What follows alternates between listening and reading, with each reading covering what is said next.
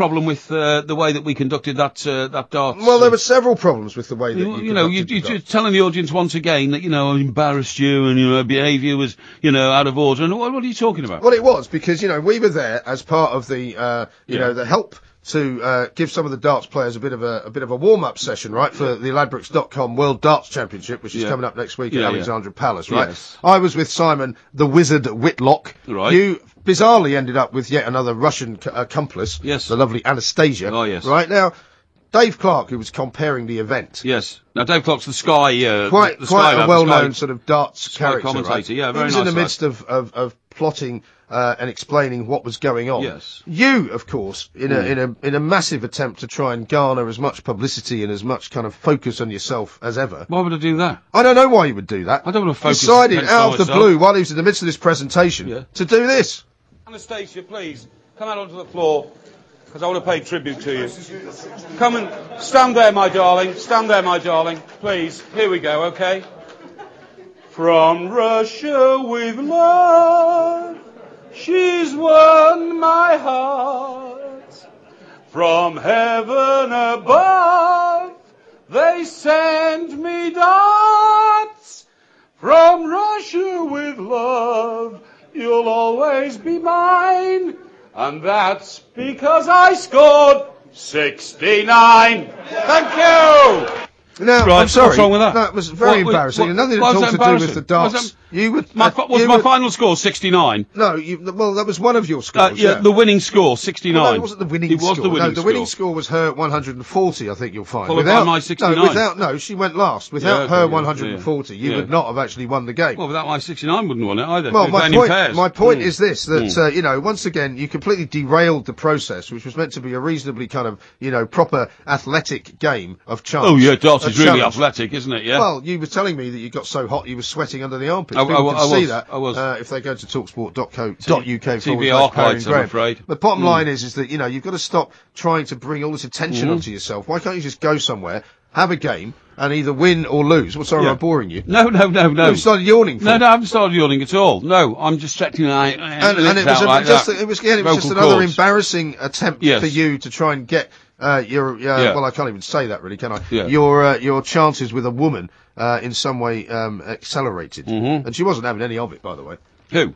Anastasia. Well, I'll tell you what, we had a chat with the beauty who is Anastasia, the world's greatest female darts player, and I'll tell you what, mate, I'm going to embarrass you a little bit, because I'm going to play that interview out in a few seconds' time, and you're going to be exposed as the jerk that you are, in the eyes of the... I don't think you can say that word on national radio. Yeah, in the eyes of the Russian beauty.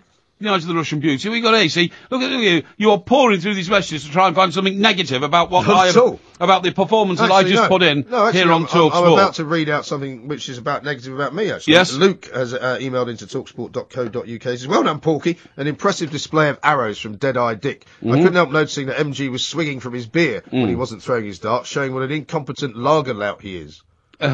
It's a bit unfortunate, that, isn't it? With that singing, I think we know why Porky is still single. I've just about stopped cringing, says Stu in Uckbridge. Coming up next, exclusive interview with Anastasia. I'd like to know what you thought about my singing prowess. Your singing is embarrassing. My singing is not embarrassing. I want you to make up your own mind. You can hear it again by watching the video. talksport.co.uk/Parry and Graham. You're with Mike Graham and myself, Mike Parry, with Wicks here on TalkSport. Going to find out what's happening on the roads, but back with you and Anastasia very shortly. 49 here on TalkSport. Now, Mike, you make a pretty good job of trying to, put me under the focus most of the time. Trying to highlight, my deficiencies as you see. You put yourself in the focus all the time because you're always trying to draw attention to yourself wherever we go out. All right. Well, I'm going to put you under focus now. Why? Because, well, the plain facts of the matter are is that I was in the victorious team last night and you were in the defeated team. Okay? I thought, I'm willing to be magnanimous. I thought you played quite well. Thank you. But there's no doubt that you wouldn't have won it had you not, one, had the beautiful Russian with you, and also, two, had my guy Simon the Wizard Whitlock not sort of forgotten to bring his best game to the board. I tell you what, why don't we have a listen to the chat that the three of us had after the game?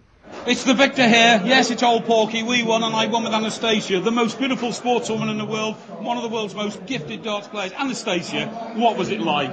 Oh, it was brilliant. You was one of the best partners I ever had in darts. Oh. So it was a really good game. He's one of the ugliest, though, you've probably seen, presumably. Well, I Who asked you for your opinion? Sorry, you're just a loser, aren't you? Yeah, he's a loser. You tell him. Tell me, a fat loser as well. A fat loser as well. Let's talk about the crucial moment when we won. In my last throw, I got 69.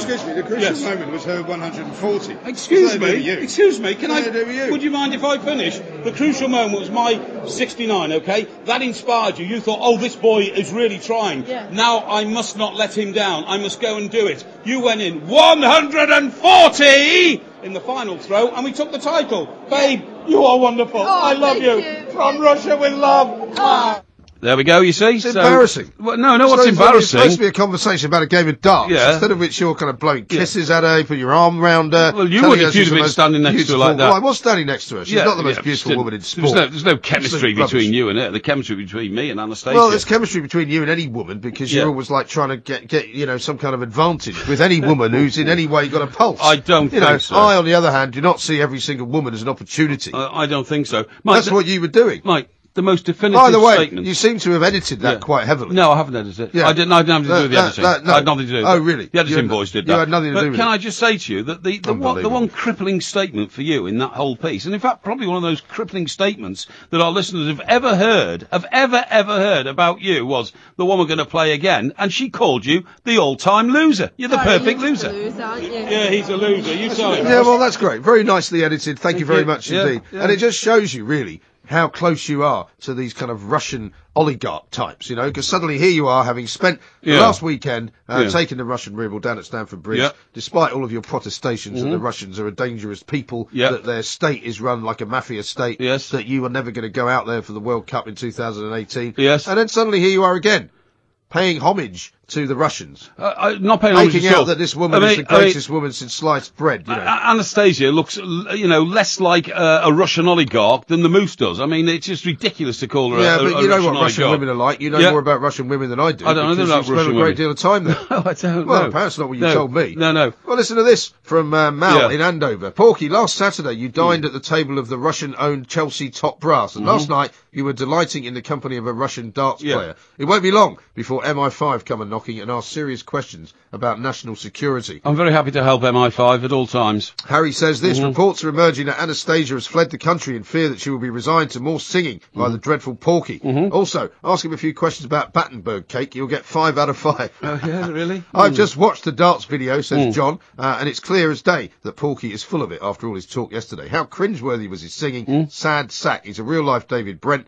You deserve a medal for putting up with him, MG. You're a real saint. Yeah, these are all very negative, very negative. I've got one here. On top of all the bad weather, we're now experiencing earth tremors across the country. This is caused by Matt Monro spinning in his grave. Matt Monro, of course, the original artist, I think, who sung From Russia with Love. He didn't sing that. Did he sing that for the James Bond film? I don't think he did. I don't think he did either. I think he recorded it as an artist on an album, but I think I can't remember who sung From Russia with Love as the theme tune. Was it not Shirley Bassey who did that one? No, she did Diamonds Are Forever. I know, she did a couple. She did Goldfinger. No, she didn't. Thunderball was Tom Jones. Yeah, right.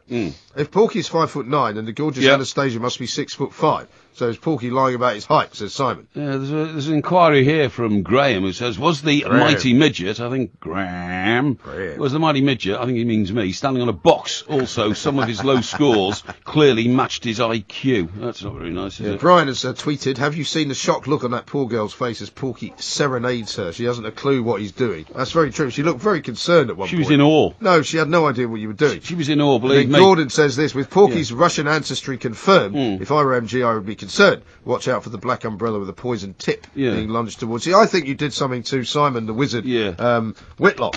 He didn't seem to know what was going on. If I get too much more jip from you, pal, you'll be turning orange over the weekend. Let me just warn you. Right, my dog has just gone out in the garden and shot himself because of Parry singing. You sure that's been spelt right? Nearly must have.